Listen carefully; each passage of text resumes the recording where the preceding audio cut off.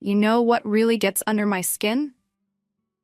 When guys pretend they want honesty in a relationship, but then completely lose their minds the second you actually give it to them. I'm Naomi. I'm 30 years old, and I just survived the most absurd breakup situation of my entire dating life over something that literally should not matter to any functional adult in 2024. But let me tell you this whole story from the beginning, because what happened to me perfectly shows everything that's wrong with men and dating culture right now. David and I had been together for 8 solid months when this disaster went down, and I genuinely thought we had something real and lasting. He had some boring corporate office job that paid well enough, owned his own apartment instead of living with random roommates, and actually seemed like he had his entire life figured out.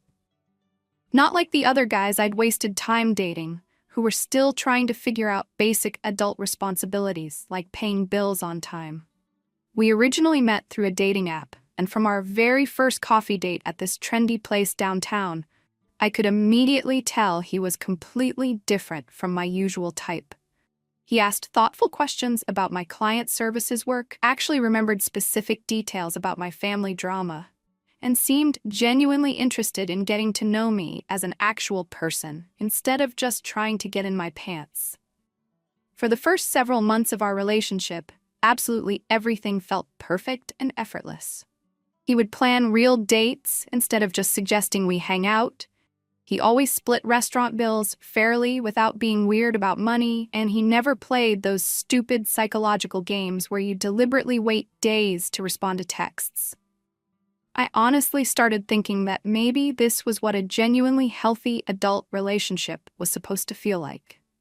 David had this really tight friend group from his college days, Dustin, Trevor, and Kyle, who had all gotten married super young and seemed to treat him like some kind of bachelor hero for managing to stay single this long. They would have these regular guys' nights every couple of weeks, which I actually appreciated because it meant David had his own independent social life and hobbies. The only thing that occasionally bothered me was how his friends would sometimes make these passive-aggressive little comments about modern dating culture whenever I was hanging around them, like these supposedly innocent jokes about how complicated and messy everything was nowadays compared to when they were all dating in college. But David would usually shut that conversation down pretty quickly and change the subject. I just figured his friends were stuck in some outdated mindset, but they seemed mostly harmless, and David clearly cared about them. What I really loved about David was that he never made our relationship feel like some kind of police interrogation or background check. He obviously knew that I had dated other people before meeting him, but we had never gotten into those awkward, detailed conversations about numbers or specifics that just end up ruining everything good between two people. I thought we were both mature and secure enough to understand that literally everyone has some kind of romantic history. And what actually mattered was the connection we were actively building together in the present. The physical chemistry between us was incredible. We almost never argued about anything important, and he had even started mentioning the possibility of me meeting his parents during the upcoming holidays.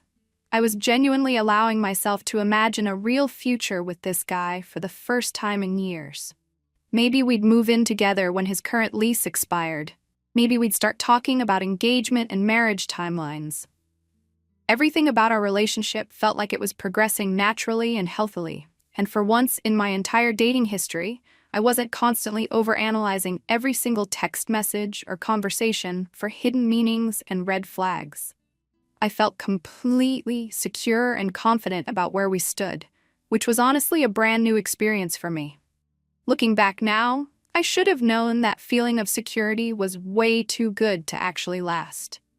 The conversation that ended up destroying everything happened on a completely random Thursday evening in late fall.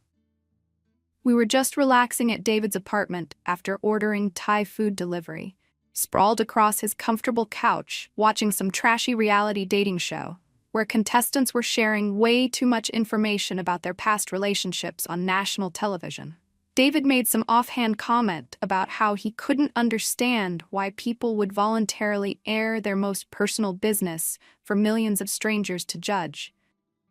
And I casually said something about how different people have different comfort levels when it comes to privacy and sharing personal information. That's when David brought up how his friend Dustin had been constantly complaining about dating apps lately, claiming that the entire modern dating culture was fundamentally broken because people allegedly didn't take commitment and relationships seriously anymore, like previous generations did.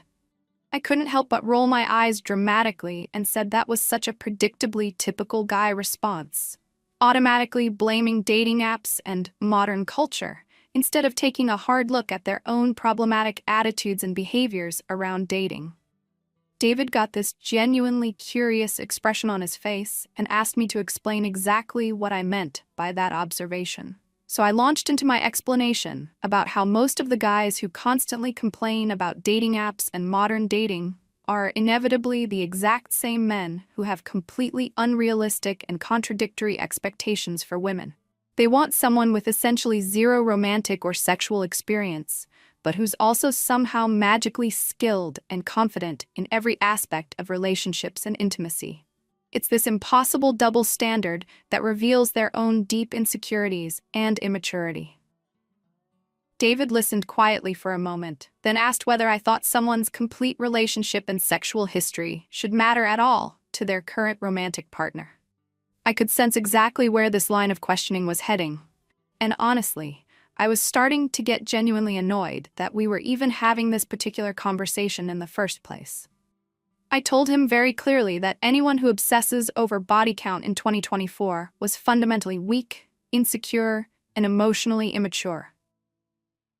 I explained that it's completely normal and healthy for functioning adults to have accumulated some relationship and sexual experience over the course of their lives, and that judging someone based entirely on their past decisions was just a pathetic way for threatened, insecure people to feel temporarily superior and in control. David asked if I really believed that perspective applied universally to every possible situation and scenario, and I absolutely doubled down on my position without hesitation. I said that any man who genuinely couldn't handle the fact that his girlfriend had a romantic and sexual past was probably terrible in bed himself and desperately afraid of being compared to someone who actually knew what they were doing. I was getting increasingly heated and passionate about this topic because the whole conversation felt so regressive, outdated, and fundamentally stupid to me. David kept asking these hypothetical questions about various different scenarios and situations, and I kept patiently explaining why the actual specific number was completely irrelevant to building a healthy relationship. I told him that strong, lasting relationships are built on the genuine emotional and intellectual connection between two people in the present moment, not some arbitrary numerical tally from experiences that happened before they even knew each other existed. Throughout this entire discussion, David just sat there quietly listening with this completely unreadable expression on his face that I couldn't interpret at all. Finally, after what felt like forever, he looked directly at me and asked very specifically how many people I had actually been intimate with throughout my life. My stomach immediately dropped to the floor because I suddenly realized this wasn't some abstract, theoretical discussion anymore. He was asking about me personally and specifically. I should have lied right in that moment. That's the thought that absolutely haunts me now whenever I think back to that night. I should have just said some low, conservative number that wouldn't freak him out and completely avoided this entire nightmare situation. But in that specific moment, I was so completely convinced that I was absolutely right about this issue and that my perspective was obviously correct and mature that I decided complete honesty and transparency was definitely the right approach. I told David that I had been intimate with 17 different people throughout my entire life. I made sure to carefully explain that the vast majority of those experiences had happened during college and my early 20s when I was still actively figuring out what I actually wanted and needed in serious romantic relationships. I specifically mentioned the 5 guys I had been with during the past 2 years, because I wanted him to clearly understand that I wasn't just randomly hooking up with people for no reason. I had been actively and intentionally looking for something serious and long-term. It just hadn't worked out with those particular individuals for various compatibility reasons. I told him detailed stories about how dating several different types of men with different personalities and backgrounds had taught me valuable lessons about what I absolutely did not want in a life partner, which made me appreciate and recognize what David and I had built together even more deeply. I explained how each of those past relationships had been a genuine learning experience that helped me develop better judgment and recognize real compatibility and emotional connection when I actually found it. Throughout my entire explanation, David just sat there nodding slowly and thoughtfully. But I could definitely see something subtle, but significant shifting in his facial expression and body language. When I finally finished explaining everything in detail, he was completely silent for what felt like an absolutely eternal amount of time. Then he said very quietly that he needed some time and space to process and think through everything I had just shared with him. Not necessarily about our relationship specifically, but just to work through his own emotional reactions to this new information. I told him I completely understood that it might be initially surprising to hear specific details and numbers, but that none of this information changed anything fundamental about us as a couple or how I felt about him personally and our future together.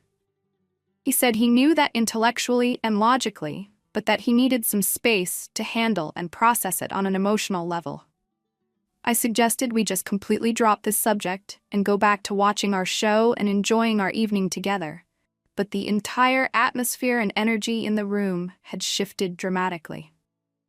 David seemed distant, distracted, and lost in his own thoughts for the rest of the evening. And when I spent the night at his place, like usual, he barely touched me at all, which was completely unlike his normal behavior. The next morning, during breakfast, he was polite and civil, but clearly somewhere else mentally and emotionally. I asked him directly if everything was okay between us, and he said he just needed a day or two to think everything through properly. I left his apartment feeling anxious and unsettled, but still genuinely convinced that once he had time to process it rationally and logically, he would realize that none of this information actually mattered or changed anything about who I was as a person. I texted him that afternoon, saying I loved him and hoped he understood how much our relationship and our future together meant to me. He responded with just, "Thanks, love you too," which felt weird and impersonal because he usually wrote these longer, more thoughtful and detailed messages. But I figured he was just working through his feelings and would come around once he remembered that I was still the exact same person I had always been. 3 entire days passed without David calling, texting, or reaching out to me in any way whatsoever. At first, I genuinely tried to respect the space and time he had specifically asked for, but by the 3rd day, I was starting to seriously panic about what was happening to our relationship. This complete radio silence and communication blackout wasn't like David's normal behavior at all. Usually, even during extremely busy work weeks or stressful periods, we would text back and forth throughout the day about random stuff, sharing funny memes, or complaining about our respective jobs and annoying coworkers. This deliberate and total silence felt calculated, intentional, and honestly cruel. I finally broke down and called him on Saturday morning, and when he actually answered the phone, he sounded like a completely different person than the man I had been dating for 8 months. His voice was cold, formal, and distant. He said he had been thinking constantly about our conversation all week long, and that he needed even more time to figure out how he actually felt about everything I had told him. I asked if we could please meet in person and talk face to face, because this felt like something we should work through together as a committed couple. But he said he wasn't ready for that kind of intense conversation yet. That's when I started getting really angry and frustrated, because this entire situation felt like I was being punished and rejected for choosing honesty and transparency over deception and lies. I reminded him that he was the one who had directly asked me about my past in the first place, and that I could have very easily lied or given him some made-up number, but chose to trust him with the complete truth instead. He said he genuinely appreciated my honesty and transparency, but that didn't make the information any easier for him to handle and process emotionally. I asked him what exactly he was handling and processing, since literally nothing about me as a person, my character, or my feelings for him had actually changed from Tuesday night to Wednesday morning. He couldn't give me any kind of real, substantive answer to that question, which made me even more frustrated and angry with this entire ridiculous situation. The phone call ended with him saying he would reach out and contact me when he was ready to have a proper, serious conversation about everything. 1 full week passed without any communication. Then another complete week of total silence. I texted him several times asking if we were seriously going to destroy and throw away 8 months of a genuinely good, healthy relationship over something this absolutely stupid and meaningless.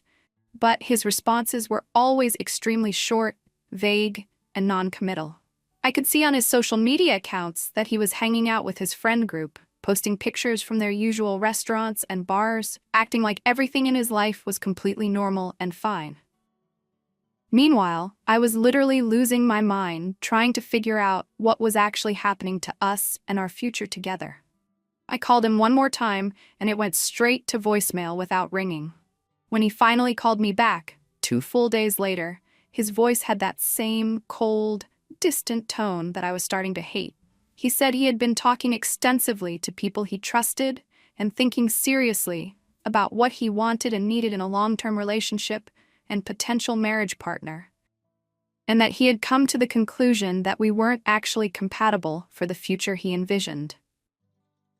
I asked him directly if this entire breakup was really all about the number I had told him, and he said it was about having fundamentally different values and expectations around relationships and commitment. I told him that was the most ridiculous and immature thing I had ever heard in my life, that he was throwing away something real and meaningful and beautiful because of his own personal insecurities and hang-ups. He said maybe I was completely right about that assessment, but that he couldn't just magically change how he felt about the situation and the information I had shared. The actual breakup phone call was absolutely devastating and heartbreaking. But what happened in the weeks and months afterward was somehow so much worse than I could have ever imagined or prepared for. David told me he thought we should take a break to figure things out, which I immediately recognized as just a polite, cowardly way of saying that everything was permanently over between us, without having to actually say those words directly. I was deeply hurt and angry, but part of me still held on to hope that he would eventually come to his senses and realize how completely stupid and immature this entire situation was. About 2 weeks after our final conversation, I was doing routine shopping at Target when I literally ran into Trevor, one of David's longtime college friends. I thought maybe this chance encounter was actually a perfect opportunity to get some insight into what David was really thinking and feeling. So I walked over and started a friendly conversation with him. The interaction began normally enough. He asked how I was doing with everything, and I said I was managing fine, but that David and I were working through some challenging relationship issues. That's when Trevor got this weird, knowing smirk on his face and said, "Yeah, David told all of us exactly what happened between you two." My stomach immediately dropped to the floor, and I felt like I might actually throw up right there in the middle of Target. I asked him what he meant by that comment, and Trevor explained that David had shared our entire situation with their complete friend group in explicit detail. He said that all of them had agreed that David had dodged a major bullet, and that he was smart and wise to end things before our relationship got any more serious or committed. I felt completely mortified, violated, and humiliated. The idea that these grown men had been sitting around like gossipy teenagers discussing my most private personal information and passing judgment on my character made me physically sick to my stomach. I asked Trevor what exactly David had told them about our private, intimate conversation, and he said enough detailed information for all of them to understand why David wasn't comfortable continuing our relationship into the future. He actually laughed out loud when he said it, like my pain and humiliation was some kind of entertaining joke to him. I wanted to defend myself and explain that their entire perspective was outdated, sexist, and completely wrong. But I could tell that Trevor had already made up his mind about what kind of person I was, and nothing I said would change that. He made some comment about how girls like me always try to act like the past doesn't matter and that consequences don't exist, but that guys aren't stupid enough to fall for that manipulation anymore. The entire conversation lasted maybe 5 minutes, but it completely destroyed any remaining hope I had of working things out with David and salvaging our relationship. I realized that not only had David rejected and abandoned me, but he had also deliberately humiliated me by sharing the most intimate, private details of our relationship with his judgmental, gossipy friends, who clearly had their own issues with women. When I got home that afternoon, I immediately called David and confronted him about what Trevor had told me at Target. David didn't even attempt to deny that he had told his friends everything about our private conversation, but he claimed he had needed advice and guidance from people who knew him well and genuinely cared about his happiness and future. I told him that sharing my personal, private information with his friends without my consent was a serious violation of trust and basic human decency, and that his friends were clearly just validating and reinforcing his own prejudices and insecurities instead of giving him real, honest advice about relationships. He said his friends genuinely cared about his well-being and wanted to make sure he made smart decisions about his romantic future and potential marriage. The conversation escalated really quickly and intensely, with me pointing out how completely hypocritical, sexist, and immature this entire situation was, and him insisting that he had every right to his personal feelings and his individual standards for relationships and life partners.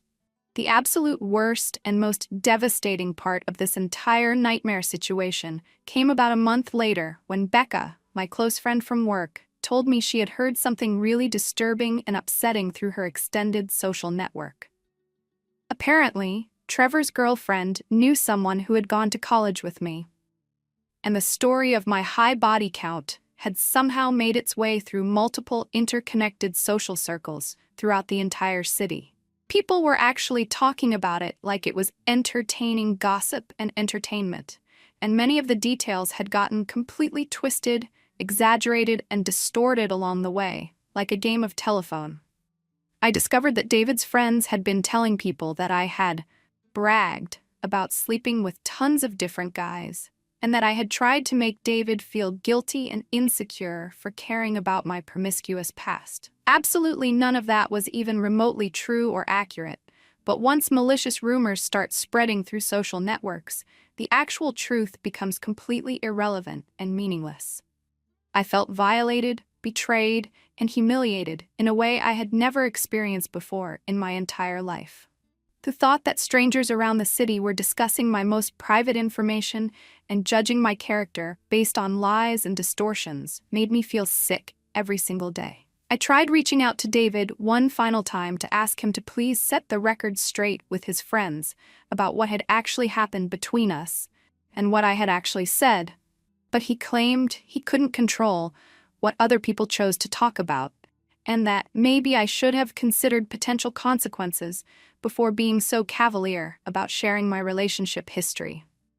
That conversation made me realize that David was never actually the mature, decent person I had thought he was all along.